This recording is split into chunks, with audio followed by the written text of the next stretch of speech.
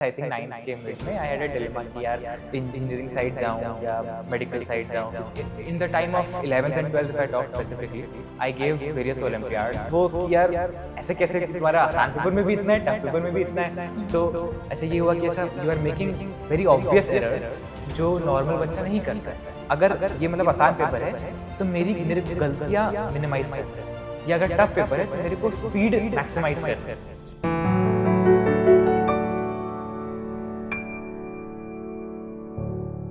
Hello नमस्कार, मैं हूं आपके साथ ज्योति पुष्पेंद्र सिंह। नीट 2026 का रिजल्ट आ चुका है और मैं एक बार फिर से हाजिर हो गई हूं एक और गेस्ट के साथ, एक और टॉपर के साथ। तो चलिए वेलकम करती हूं शिवांश आनंद का।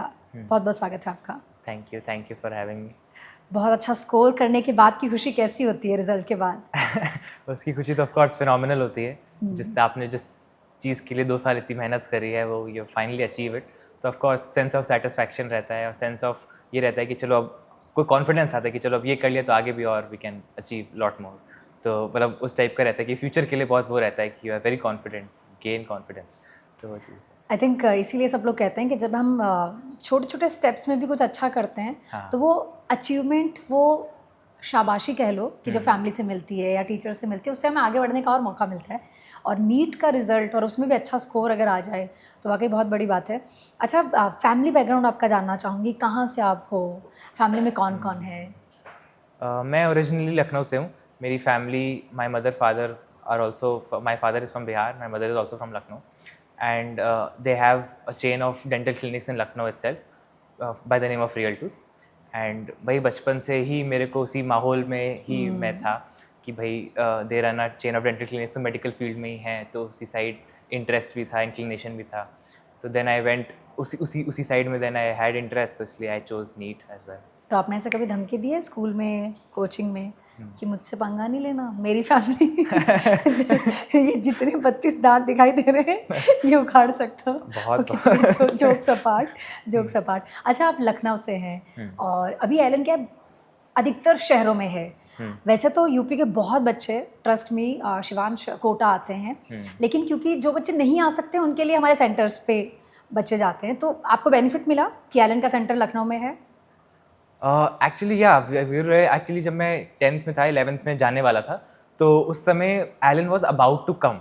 तो we didn't know that Allen was about to come. तो मेरा तो प्लान था कि चलो कोटा जाऊंगा कि बिकॉज आपका था प्लान? हाँ, ओरिजिनली था। बट फिर ये था कि भाई Allen came in Lucknow and Allen का philosophy is very good about centralized and every, उनकी quality parameters are very good. तो आई ऑप्टेड कि चलो एलन अगर लखनऊ में आ गया है तो and I get the same quality in Lucknow as well. So that is why I opted for Allen Lucknow, and that has of course helped me a lot in my NEET journey and helping me prepare for my basics for. और इसीलिए हमारे RM sir कहते हैं कि अगर हमारा शिक्षा देने का काम है और अगर आप नहीं आ सकते तो हम आप तक पहुंच जाएंगे, और आई थिंक यही वो वे है, सेंटर के माध्यम से हम पहुंच जाते हैं बच्चों तक। ओके, अच्छा, लखनऊ से आप हो। लखनऊ वाले, हमने सुना है, बहुत नवाबों का शहर, बहुत अदब से लोग बात करते हैं, ऐसा है, सच है? अगर ब्रॉडर कैटेगरी और कंपैरिजन करें, बट या आई थिंक कि लखनऊ में बहुत लोग थोड़े अच्छे से ही बात करते हैं कंपैरेटिवली टू अदर सिटीज़ जहाँ पे थोड़ा वो रहता है। तो आप और इस सब में रहता है लखनऊ में। तो आपकी जर्नी कब स्टार्ट हुई? कब आपने सोचा कि सीरियसली मुझे करियर में आगे क्या करना है, मेरा इंटरेस्ट किस में है, या मैं अपने फैमिली बिजनेस को ज्वाइन करूँ, मुझे क्या करना चाहिए? क्या कुछ चल रहा था आपके दिमाग में? Actually my father has always, मतलब my mother and father both are in that space only. तो वही बचपन से ये था कि चलो जाना है तो इसी फील्ड में जाना है, और बचपन से ऑफ कोर्स होता ही है, माइंड का रहता आप है। इन्फ्लुएंस भी होते हो आपके आसपास। एग्जैक्टली। तो फिर 8th 9th में ये था कि I had in 9th, I think 9th के मिड में आई हैड अ डिलेमा कि यार इंजीनियरिंग साइड जाऊँ या मेडिकल साइड जाऊँ, क्योंकि मेरे को बहुत लोग ने बोला था यार मेडिकल साइड पे ना बहुत टाइम पढ़ना पड़ता है, तब आप अच्छे स्पेस पे पाते हो। इंजीनियरिंग में था कि यार 4 years का कॉलेज है and it is very simple to get that.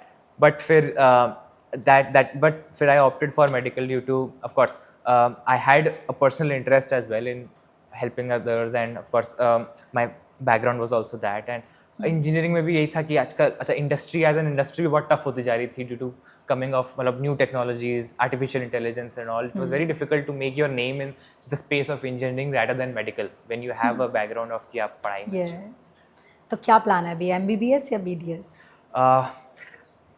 मेरा पर्सनली प्लान है BDS जाने का, because I have lot more reasons and I don't get why people think कि खराब रैंक पे ही लोग BDS लेते हैं या BDS को as a whole branch dentistry को डेंटल इंडस्ट्री को एज अ होल इंडस्ट्री बहुत ही सेकेंड लेवल पे देखा जाता है आफ्टर मेडिकल। आई थिंक कि भाई ड्यू टू इंडिया भी जिस हिसाब से आगे बढ़ रही है, it is growing as a country and it is becoming from a third world country, it is growing. So लोगों को भी ये है, पहले था कि चलो ठीक है हम कोई दांत में दिक्कत होगी तो हम नहीं जाएंगे, अब धीरे धीरे जो हो रहा है ना, लोगों की स्पेंडिंग पावर बढ़ रही है, लोगों को इस सब पे भी फर्क पड़ रहा है कि how they look, how they actually seem to other people, तो they do visit dentist and सबको कोई ना कोई टाइम पे दांत में दिक्कत तो होती है। अब किसी को कोई है तो ज़रूरी नहीं है कि भाई आप मतलब लंग का, ऑफ कोर्स अगर ये सब जो लंग्स हो गए, मेडिकल चीज़ें हो गई, हार्ट हो गया, ब्रेन हो गया, इस सब का बहुत ही फेटैलिटी लाइक केसेस आ जाते हैं, तो ऑफ कोर्स डिमांड तो है डॉक्टर्स की, बट अगेन कितने परसेंटेज पीपल को इतनी सीवियर दिक्कत होती है कंपेयर टू डेंटिस्ट्री, जहाँ पे भाई हर 2-3 महीने आपको जाना ही है, डेंटल चेकअप कराना है, आपको कैविटीज हो रही हैं, आपको समथिंग हो रही है। तो एज एन इंडस्ट्री तो आई थिंक बहुत स्कोप है, और अनऑर्गेनाइज सेक्टर भी है, क्योंकि हर गली पे आपको एक ना कोई डेंटिस्ट मिल जाता है, एक छोटा सा क्लिनिक मिल जाता है। हाँ, कुछ छोटी सी क्लिनिक मिल जाती है। तो अच्छा, मेडिकल में क्या है, it is a very organized industry where giants like many other medical Apollo, Medanta, these are existing, right? In dental there is no such big name as that, so there is a lot of scope, I think, as an industry as a whole to grow. पर आपको नहीं लगता कि mostly एक जिस तरह की हमारी सोसाइटी में चीज़ें हैं, लोग तो आई थिंक डेंटिस्ट को डॉक्टर भी नहीं बोलने देते हैं कि अरे डॉक्टर डेंटिस्ट हो तुम, है ना?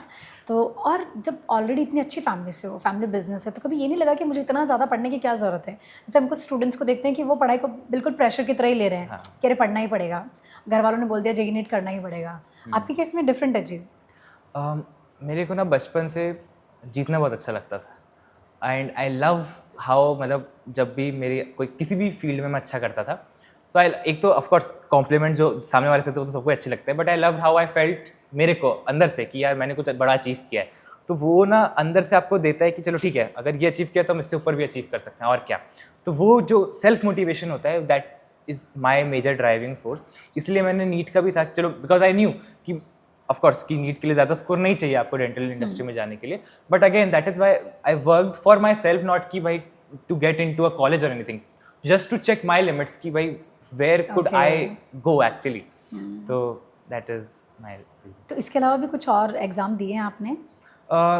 In the time of 11th and 12th, if I talk specifically, I gave various Olympiads of जैसे कि NSEB दिया था मैंने, NSCP, NSEC, these all I gave. I got selected in the Talent second X दिया level. है? हाँ, Talent X हाँ, मैंने 10th में जब 11th के लिए मेरे को एडमिशन लेना था, तो मैंने 10th में Talent X ही दिया था, and through that only I got admission in Allen only. Okay, तो एक और आई थिंक ASAT भी आता है Allen का। ASAT एडमिशन के लिए? हाँ, तो I did not give ASAT for admission, I give Talent X only नवंबर दिसंबर के टाइम। तो मेजर तो मेरा वही। आई थिंक ये एग्जाम भी बताता है कि आप नेशनल लेवल पे कहाँ स्टैंड करते हो। हाँ, एग्जैक्टली। ओके, अच्छा शिवांश, क्योंकि स्कूल में आप अलग तरह का एक एजुकेशन का एक्सपीरियंस होता है, आप उसके साथ ट्यूशन लगाते हुए एक अलग चीज़ होती है, लेकिन अगर आप 11th 12th में कोचिंग आए, आप एलन आए, बिल्कुल डिफरेंट सिस्टम होगा, फैकल्टीज़ आपको बिल्कुल अलग लगे होंगे। किस तरह का एक्सपीरियंस आपका रहा? अगर मैं फर्स्ट डे आपका पूछूं कि कैसा था ओवरऑल एक्सपीरियंस, क्या पहले ही दिन में बहुत सारे अच्छे बॉन्ड बन गए थे क्लासमेट्स के साथ, टीचर के साथ? ट्यूशन और कोचिंग में it is a big difference, मेरे को ये 2 साल में समझ में आया।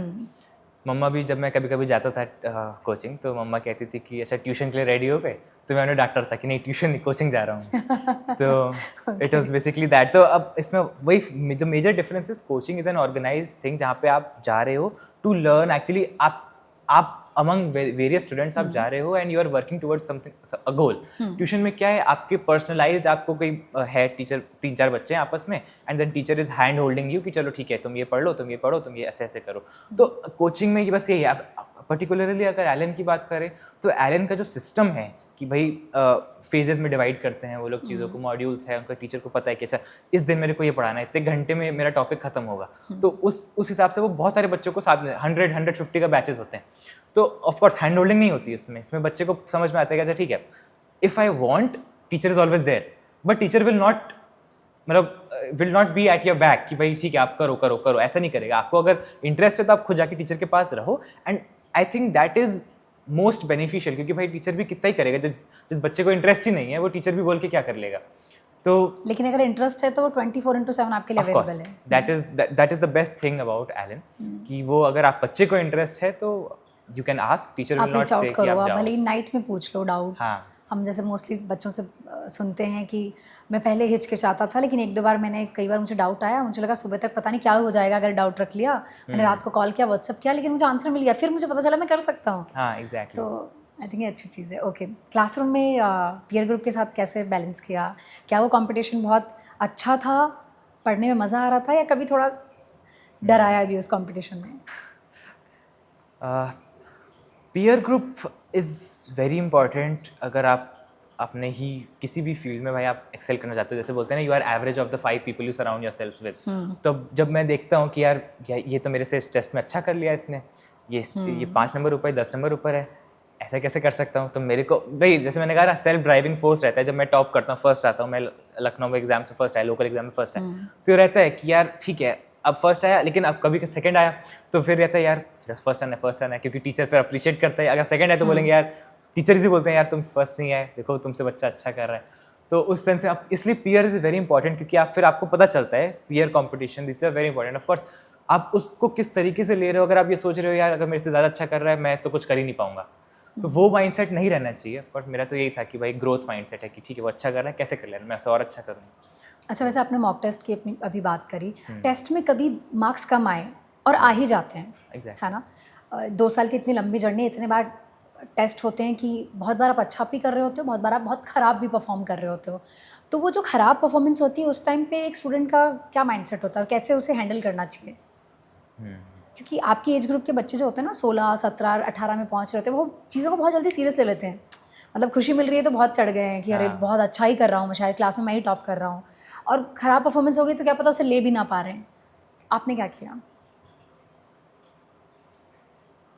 अगर माइंडसेट की बात करें कि टेस्ट में ख़राब नंबर आ रहे हैं, टेस्ट में अच्छे नंबर आ रहे हैं, तो योर माइंडसेट शुड बी कि it is all just temporary. भाई आपके अच्छे नंबर आप किसी में बहुत अच्छा आप टॉप करके, तो आपको पता है कि अच्छा ठीक है ये टेम्पररी है। आप किसी में बहुत ख़राब आ गए, आपको पता है चलो ये टेम्पररी, बिकॉज आई नो कि I can always achieve more. तो ये एक तो चीज़ है। प्लस उसके डील कैसे करना चाहिए। आप ये मत सोचो कि मेरे नंबर ख़राब आ रहे हैं, क्योंकि ख़राब is not an objective quantity ना। आप उसको ख़राब, तो हर आदमी के लिए अलग चीज़ है। किसी के 720 में 705 आए, उसको ये था यार 715 आ जाते मेरे 720 है, तो उसके लिए वो ख़राब है। किसी के लिए 6 उसी टेस्ट में 650 है, तो उसके लिए था कि यार मेरे 680 आ जाते, 690 आ जाते। तो ख़राब is a very subjective quality. उसको ऐसे मेजर करने के बजाय आप ऐसे सोचो कि मेरे गलत कहाँ हुआ है। क्या मैंने पिछले टेस्ट में जो गलती करी थी, मेरे सिमिलर गलतियाँ हुई, अगर वो हुई मतलब you have not improve. If different गलती है तो you should be happy about your self, चलो ठीक है मैंने वो गलती तो नहीं करी कम से कम। That tracking system is very important I think for each student, कि आप ये मत सोचो कि मेरे खराब नंबर आए, बट ये सोचो कि क्या मैंने गलती रिपीट करी अपनी। तो वो उस तरीके से सोचोगे तो you will not gate happy और सैड एज वेल। अच्छा, वैसे ना हर स्टूडेंट से हर कोई जानना चाहता है कि कितने घंटे पढ़ाई करी, लेकिन आपके अकॉर्डिंग ज़्यादा क्या मैटर करता है? जो हम लॉन्ग आवर्स मैटर करते हैं या फिर कंसिस्टेंसी मैटर करती है? भले आप 2 घंटे पढ़ रहे हो लेकिन मैं रोज़ पढ़ रहा हूँ, वो ज़्यादा मैटर करता है, या मैंने किसी दिन 10 घंटे पढ़ लिया और नेक्स्ट डे मैं नहीं पढ़ रहा हूँ? क्या ज़्यादा मैटर करता है? आप ऑफ कोर्स रोज़ आपका मन नहीं करता कि यार रोज़ सेम चीज़ पढ़ो, रोज़ किताब, रोज़ वही NCERT, रोज़ वही, मतलब एक समय के बाद ना after few months you get कि यार ठीक है आई गेट बोर्ड। तो बहुत लोग फिर उसमें स्विच कर जाते हैं कि ठीक है मैं पूरे मतलब 2-3 दिन हफ्ते में मज़े करूँगा और 1-2 दिन 10 घंटे पढ़ लूँगा तो I will be enough. And of course I respect that mindset, but my personally thing is कि आपका कोई बात नहीं, मन नहीं कर रहा, लेकिन आप पढ़ो, बैठो चेयर पे तो बैठो, आदत तो डालो बैठने की, जिससे आप ठीक है आप किसी दिन आपने 150 क्वेश्चंस करे, किसी दिन आपने फर्स्ट 50 क्वेश्चंस करे, बट जो कंसिस्टेंसी रहती है ना दैट इज़ वेरी इंपॉर्टेंट। मैं कभी रिसेंटली वो देख रहा था कि एक पत्थर पे मतलब ड्रॉप ऑफ वाटर पड़ रहा है, तो आफ्टर सम टाइम वो पत्थर रस्ट कर जाएगा, बट एक बार आप बकेट ऑफ वाटर डालोगे तो दैट विल नॉट हैपन। तो वो चीज़ तो ऑफकोर्स है, कंसिस्टेंसी इज़ वेरी इंपॉर्टेंट, और ये एग्जाम चेक भी करता है उस चीज़ को, क्योंकि आपको नीट में आप ज़्यादा नहीं पढ़ सकते, ज़्यादा पढ़ोगे तो गलतियाँ हो जाएंगी, क्योंकि NCERT में जो है you have to learn, you have to memorize that very considerately. तो अगर आप ज़्यादा पढ़ते हो तो उसमें गड़बड़ है, अगर आप कम पढ़ते हो तो उसमें गड़बड़ है। तो ये आप समझिए कि आपको इतना ही पढ़ना है, अब उसको बार बार पढ़ना है, तो it gets boring after a point. तो उसको फिर ये रहना चाहिए कि ठीक है बस थोड़ा सा टाइम बचा है, I need to get through that is very okay, important. अच्छा Shivansh, after result, after 2 years अभी क्या लगता है अपनी जर्नी को जब देखते हो, कौन सी आपकी ऐसी हैबिट है जो आपको लगता है कि जिसने आपके इस वाली परफॉर्मेंस में सबसे ज़्यादा कंट्रीब्यूट किया हो? आई थिंक हैबिट तो नहीं कहूँगा बट एक नेचर कहूँगा। इट वाज कि यार अटेंडेंस मेरी फुल थी कोचिंग में 12th में आई हैड 100% अटेंडेंस, एक भी दिन मैंने मिस नहीं किया, चाहे बारिश हो यानी रही कि हो, 12th में कभी बैकलॉग भी नहीं रहा होगा? बैकलॉग भी नहीं था एग्जैक्ट। तो ये है क्योंकि अब भाई बहुत लोग सोचते हैं कि किसी दिन एक बारिश हो रही थी तो मम्मा भी सब लोग कह रहे थे कि भाई मत जाओ, क्या करोगे जाके, अभी बोलते ही हैं, अरे रहने हाँ दो, कि रहने कुछ दो। हो गया मतलब बेकार में बीमार पड़ जाओगे, ऐसे ऐसे हो जाएगा। और जब मैं कोचिंग गया पहुंचा, मतलब रेनकोट में एकदम भीगता भीगता एकदम पहुंचा सब, तो सर भी कह रहे थे यार कोई बात नहीं घर पे बैठ जाते, वैसे भी क्लास में 2 ही 3 बच्चे आए थे, तुम आने की क्या ज़रूरत थी। मैंने कहा सर आप पढ़ाने वाले थे? तो बोलते हाँ मैं तो पढ़ाती ही, मेरा तो काम था।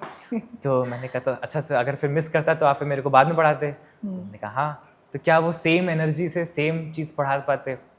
कोर्स नहीं, क्योंकि भाई टीचर जब क्लास में होता है तो उसका पढ़ाने का ढंग पहली बार जब पढ़ रहे होते हो तो उसमें जो चीज़ आप ग्रास्प कर पाते हो वो आई डोंट थिंक कि आप अलग से जाके टीचर से कभी भी हो पाएगा वो चीज़।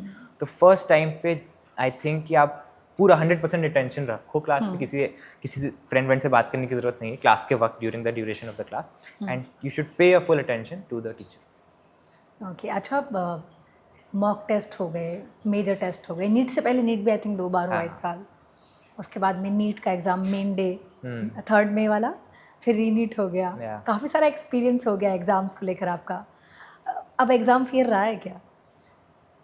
इतने टेस्ट हो जाते हैं यार कि वो फियर चला जाता है अंदर से, बट ऑफ कोर्स ये तो मेरे हिसाब से बहुत ही वो गलत होगा बोलना कि यार फियर रहता ही नहीं नीट के समय, सबके अंदर रहता है यार, रहता एक ही है। मौका मिला है, एक ही मौका मिला है। ये चीज़ जेई में क्या है कि आपको चलो 2 शिफ्ट में होता है, आप एक जनवरी शिफ्ट है एक अप्रैल है, तो चलो ठीक है कि भाई जनवरी में अच्छा नहीं गया तो ये हैव सबको मन में पता है है, 2 चांस है मेरे 2 पास। चांस है मन में रहता है। नीट में क्या है, एक ही मौका है, एक ही टाइम है, 22 लाख बच्चे all over India same time पे सेम पेपर दे रहे हैं, तो वो जो अंदर एक रहता है कि अगर मैंने कुछ गड़बड़ कर दी, मैंने ओएमआर में भरने में गड़बड़ कर दी, मैंने अपना एनरोलमेंट नंबर ही गलत भर दिया, एक ही ओएमआर रहती है तो क्या, तो वो जो चीज़ है वो I think of course multiple test देने के बाद वो चीज़ सबसाइड कर जाती है, but that does not get remove from your consciousness of course. तो उसके लिए वही 3 डेट्स में लाइन थी ना, ऑल इज वेल, तो वही आप बोल सकते हो और क्या ही कर सकते हो।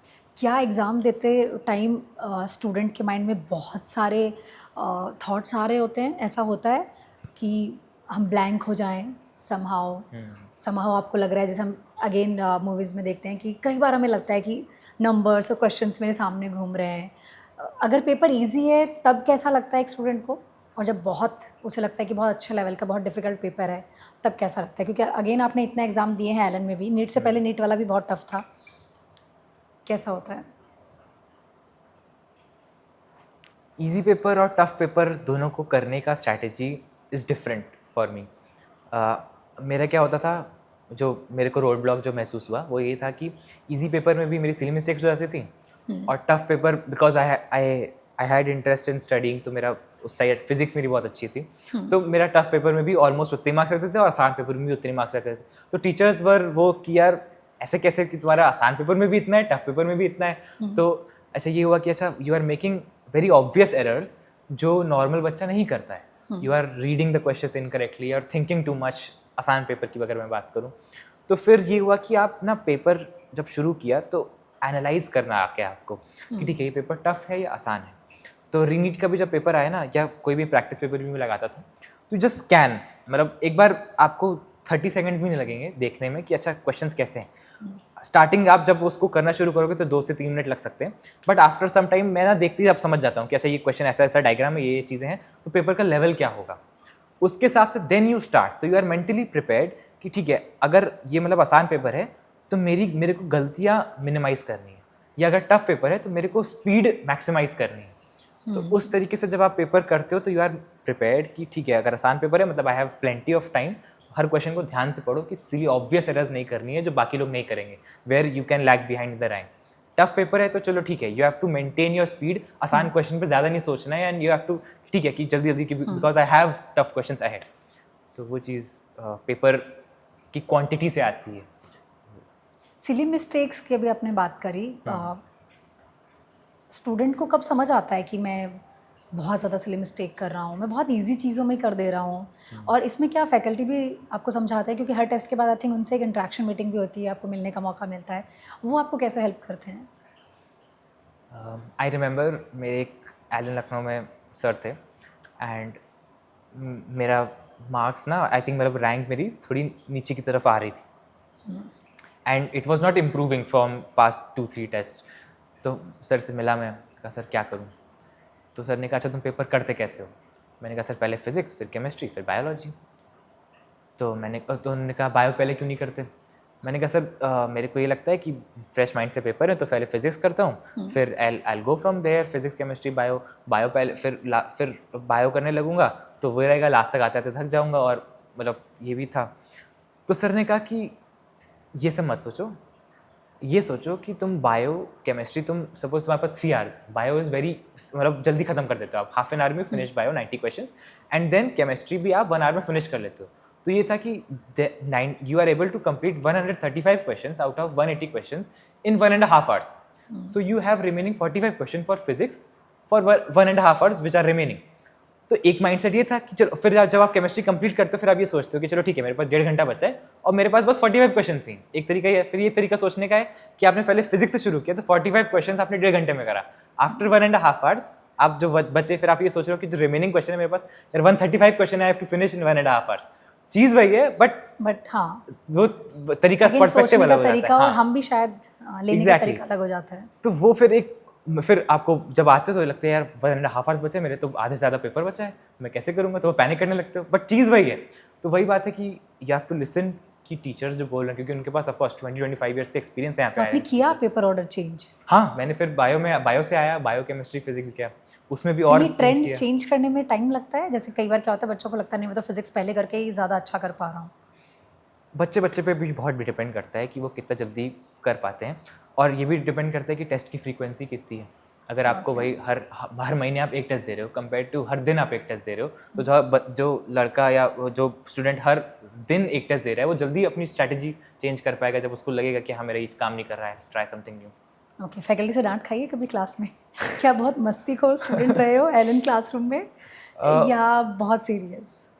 लाइक आई सेड, मैं स्टार्टिंग से सीरियस था, ऐसा नहीं था। क्लास के वक्त मेरे को मस्ती पसंद नहीं थी कभी भी। क्लास के वक्त वॉज कि 1.5 आवर्स की अगर क्लास है तो पूरा attention should be on the teacher, nothing else. Break में बहुत मस्ती करते थे, दोस्त रहते ऑफकोर्स, तो ब्रेक में आप जितना बात करना है करो। टीचर को भी बात ये पता थी कि मेरा एटीट्यूड थोड़ा मस्ती वाला है, बट क्लास के वक्त ये था कि सीरियस है। अगर डांट की बात है तो रिजल्ट को लेके तो डांट खाया हूँ कि यार वो तो आई थिंक फैकल्टी बहुत हक से वाला होता है हक ना, से डांटती है कि तुम ज़्यादा कर सकते थे, हाँ। तुमने अभी ये क्यों किया? और उसमें भी इस बात की डांट नहीं पड़ती थी कि तुम्हारा नंबर इतना है, ये पड़ता था कि तुमने गलती करी इतनी सिली थी कि बाकी लोगों ने नहीं करी, तुमने कैसे कर दी। तो उस टाइप पे डांट बहुत खाया हूँ मैं, and that is of course help me. आपके फ्रेंड्स कैसे थे? क्या जेन्युइन फ्रेंड्स बने हैं इस जर्नी में? हाँ of course I will say genuine friends बनते हैं आपके, बट इतना क्लोज फ्रेंडशिप किसी से नहीं हो पाती, because when you are working towards something, आप किसी गोल की तरफ एम कर रहे हो, you don't have time to maintain that friendship. क्योंकि हर कोई भी चीज़, of course friendship in itself is a task, आप लोगों को नहीं समझ में आता वो चीज़, बट फ्रेंडशिप को भी मेंटेन करने के लिए चीज़ होती है, आप you spend time with them, that is then only you the friendship will improve. But I didn't have time for all that. I was कि भाई ठीक है, नीट करना है, एक गोल है 2 साल में, तो ऑफकोर्स दोस्त बने, साथ में मस्ती करते थे, बट इतना कभी डीप तो नहीं हो पाया इन 2 साल में। ओके, आपके एज ग्रुप के स्टूडेंट्स के लिए क्या क्या डिस्ट्रैक्शंस होते हैं जिन्हें एक टफ जर्नी में, नीट जर्नी में आप अगर अवॉइड करो तो एक अच्छा स्कोर लेकर आ सकते हो? आप अपने डिस्ट्रैक्शंस को मेरे हिसाब से रिमूव करना is, I don't think is completely possible, because इस एज में of course there will be distractions and there will be other disturbances, deterrents which will of course deter you, which will come in your way while you are studying. तो अब उसमें आप ये remove करना is not possible. What you can do is acknowledge their existence. उसी से उनकी 50% value खत्म हो जाती है कि अच्छा ठीक है, मैं सपोज पढ़ रहा हूँ, 1 घंटे से पढ़ रहा हूँ, एकदम से ना मेरा फ़ोन बजता है या नोटिफिकेशन आता है, तो अब नॉर्मली बच्चे ठीक है बिना सोचे समझे देखने लगते हैं, चलो ठीक है क्या आया, या जो बहुत अच्छे बच्चे होते हैं सेल्फ कंट्रोल होता है वो नहीं देखते, चलो ठीक है उन्होंने साइलेंट करके रख दिया।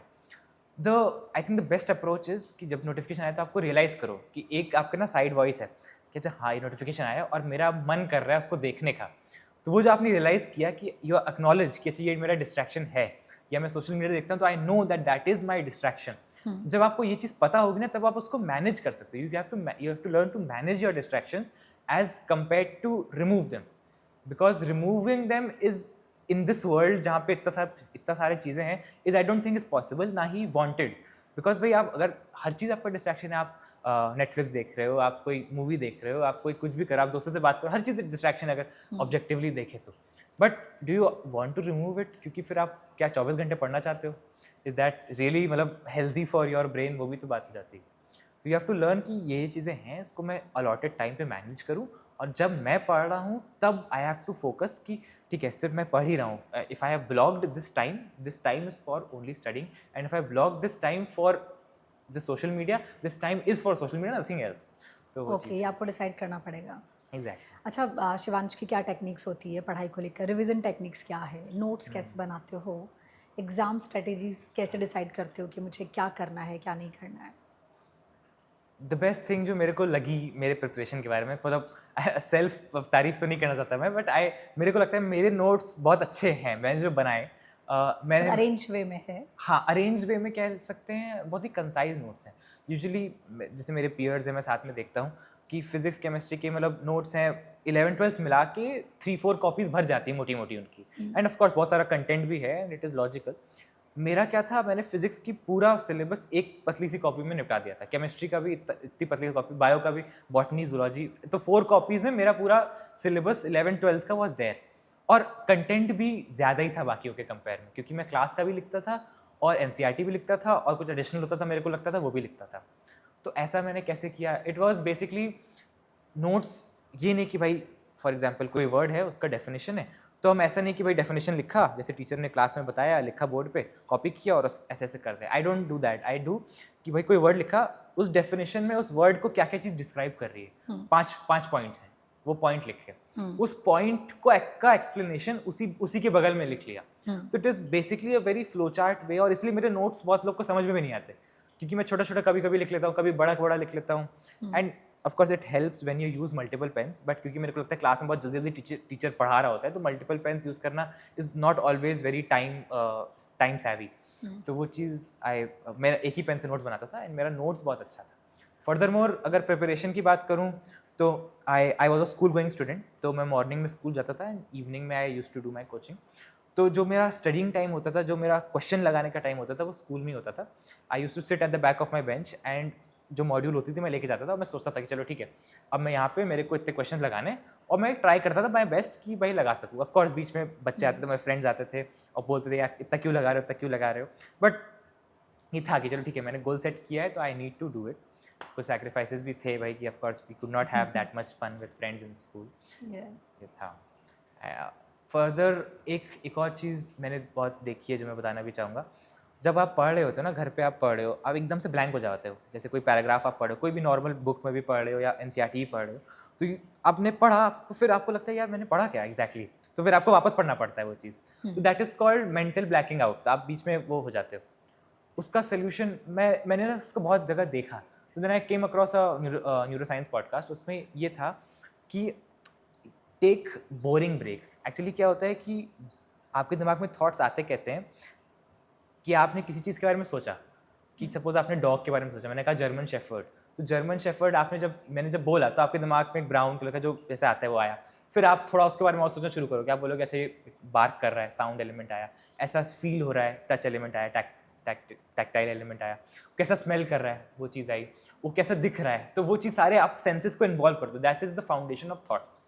तो जब आप पढ़ने के पहले आपने रील स्क्रॉल करी, तो आजकल के ज़माने में कि 1 मिनट में इतनी सारी इन्फॉर्मेशन आपको दे देता है कि ये हुआ, 1 मिनट में पूरी उसने कहानी बता दी, और ऐसे आप मल्टीपल चीज़ें स्क्रॉल कर रहे हो। तो आप स्टडी करने से पहले क्या कर रहे हो कि आप अपने दिमाग को थॉट्स के आइडियाज़ देते जा रहे हो।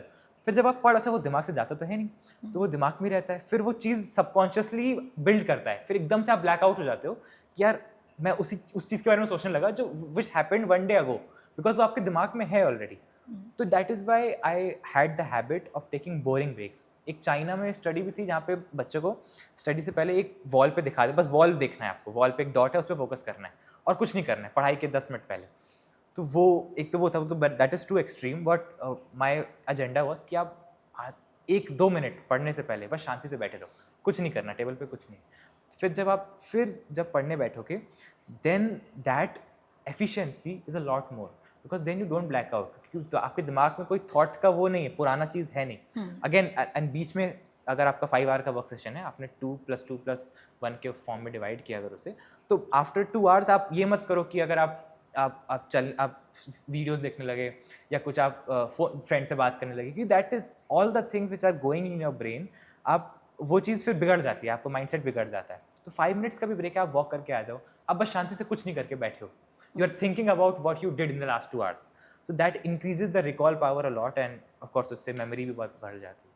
Okay, thank you so much Shivansh, यहाँ आने के लिए. वाकई बहुत मज़ेदार और बहुत डिटेल मैनर में आपने बहुत सारी चीज़ें बताई जो बाकी एस्पिरेंट्स के काम आएंगी. आप नीट के फ्यूचर एस्पिरेंट्स को कुछ एडवाइस करोगे, जो आपके जूनियर्स हैं, जो फ़िलहाल प्रिपरेशन कर रहे हैं? मैं बस 2 ही चीज़ बोलना एडवाइस करना चाहूँगा, एंड जो मैंने भी करी एंड मैं देखता भी हूँ, इट इज़ कि आप पंक्चुअल रहो, आप क्लास अटेंड करो और कंसिस्टेंट रहो. कि ठीक है, मेरे को रोज़ जाना है, इतने बजे से इतने बजे जाना है, यू अटेंड, चाहे आपका मन कर रहा है, चाहे तबीयत ख़राब है, आप अटेंड करो प्लीज़. क्योंकि जो फर्स्ट टाइम पे जब टीचर पढ़ा रहा होता है, that first experience is unparalleled. आप कहीं भी उसको यूट्यूब पे सीखोगे, आप कहीं आपने घर जाके कहीं देखा उसका, ऑनलाइन भी देखा, तब भी आप नहीं उसको ग्रैस्प कर पाओगे जो क्लास के इन्वायरमेंट में कर पाते हो. सेकेंड चीज़, इतना मत सोचो कि मेरे को कौन से किस जगह से सवाल लगाने हैं, बट फोकस ऑन बस मेरे को लगाना है, मेरे को कुछ ना कुछ लगाता ही रहना है. मैं ये नहीं सोचो कि भाई किस किताब से लगा रहा हूँ, मैं DC पांडे से लगा रहा हूँ या HC वर्मा से लगा रहा हूँ, मैं अपनी मॉड्यूल से लगा रहा हूँ, नहीं, मेरे को बस सवाल लगाने हैं. तुम ये सोच लो कि मेरे को इस टॉपिक के इतने सवाल लगाने हैं, अब बस. अब वो कहाँ से लगा रहे हो उतना सोचना ही नहीं, क्योंकि सोचने में ही आप जब सोचते रह जाओगे फिर आप सवाल ही नहीं लगा पाते हो. आप यही सोच रहे हो कि यार मैं बुक कौन सी लगाऊँ. तो ये 2 चीज़ें हैं आई थिंक. अच्छा, अभी आपने बुक्स की बात करी, मॉड्यूल की. एलन का मॉड्यूल कैसा है? जैसे हम कई स्टूडेंट से सुनते हैं, टॉपर से इवन, कि इतना है कि मोर देन इनफ है, ऐसा लगता है कि अभी भी पूरा नहीं हुआ है, कुछ चीज़ें तो शायद अभी भी बाकी होंगी. थ्रू आउट ईयर कुछ कुछ मिलती रहती है बुक्स बीच में. तो मॉड्यूल के बारे में, स्टडी मटेरियल के बारे में आपका क्या ख्याल है? आई थिंक एलन का study material is very superior, because Allen जो सबसे खास बात लगती है मैं बताऊंगा इनकी बायो की मॉड्यूल में है कि जो ब्लू कलर से लिखा है that is NCERT and black is extra, and it is very colourful. Of course मतलब यूजुअली आपको ना जो बुक्स होती हैं मार्केट में भी जो अवेलेबल है, इतनी कलरफुल नहीं मिलती है आपको, मतलब ब्लैक एंड वाइट में है या मॉड्यूल्स हैं नॉर्मली, वो that is very black and white. इसमें क्या है, बहुत कलरफुल भी है एक तो, और बायो की स्पेसिफिकली, और उसमें हर एक और क्वेश्चन का भी जो लेवल है इट इज़ वेरी एक्सरसाइज 1 2 3 करके ले जाते हैं. तो सिंपल से फिर पास्ट ईयर क्वेश्चन, फिर थोड़ा थिंकिंग जो चीज़ें हैं. Module I think is self sufficient बहुत है बच्चों के लिए, and they of course provide supplementary modules as well to those who need it actually, and those modules of course are very good. अगर आप सिर्फ मॉड्यूल्स लगा के भी जा रहे हो ना, तो आई थिंक आपका सिलेक्शन इज गारंटीड. वो चीज़. थैंक यू सो मच यहाँ आने के लिए शिवांश. उम्मीद करते हैं फ्यूचर में आपने जो भी सोचा है आप अचीव करो, अपने पेरेंट्स का, टीचर्स का नाम रोशन करो. Thank you so much. Thank you. आपका भी अगर सपना है नीट करना, JEE करना, एलन के साथ जुड़ना, तो ज़रूर जुड़िए. लेकिन जैसे हमारा हर टॉपर कहता है, मेहनत आप ही को करनी पड़ेगी.